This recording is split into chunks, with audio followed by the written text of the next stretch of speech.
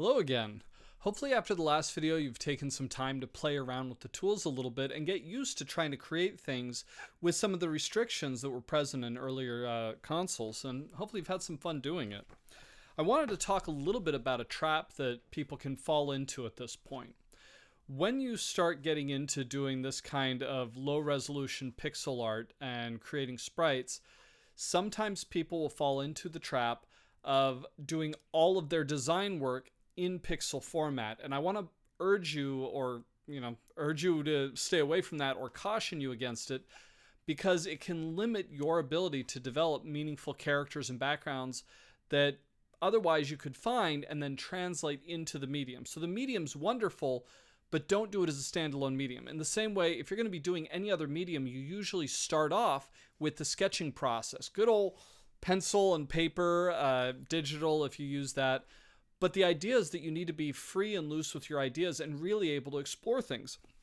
So even as we look at games of that era, so I brought up Chrono Trigger last time, you can see that he actually went through the process of designing these characters. So this was once again Akira Toriyama, same person who did like Slump and Dragon Ball Z and stuff like that. And he brought some very distinctive styles to the characters. If I look at something like, I've got two books here that go for the Game Boy just because they're good examples as well. But Pokemon, all these creatures were drawn out. The characters, the environment were drawn out and then translated, as I'm bumping everything, translated into pixel form. Same thing, if we look at Zelda Link's Awakening, a lot of these environments were first drawn out, there we go, I'm not looking at it properly, and then were translated into pixel form after the fact. So you can get these wonderful concept sketches, you can get these wonderful character designs that you then translate into the medium. And there's a lot of power there. And the great thing about that is then you're not limited to, well, how does everybody else do a 32 by 32 pixel character? It's, what do I want my characters to look like? What kind of style, what kind of silhouettes do I want to create? Because that can transfer. It's just about that, how you design that, and then how you interpret that with this limited medium.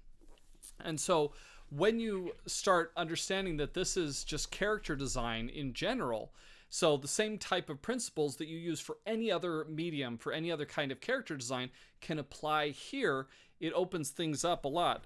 So you can go back to your resources for creature design, understanding anatomy, and doing other forms of character and creature design.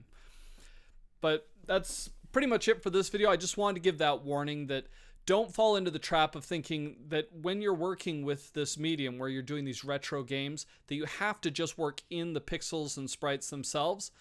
Explore beyond that. Start like you would any other art project. Start with pencil and paper. Do your designs, your concepts, do all your exploration there before you jump in too deeply with the sprites. Yeah, play around with this medium and have fun, but if you're going to get into any kind of a larger project, do your traditional art first. So that's it for this video. I'll come back in the next one and we'll start exploring animation a little bit. Bye.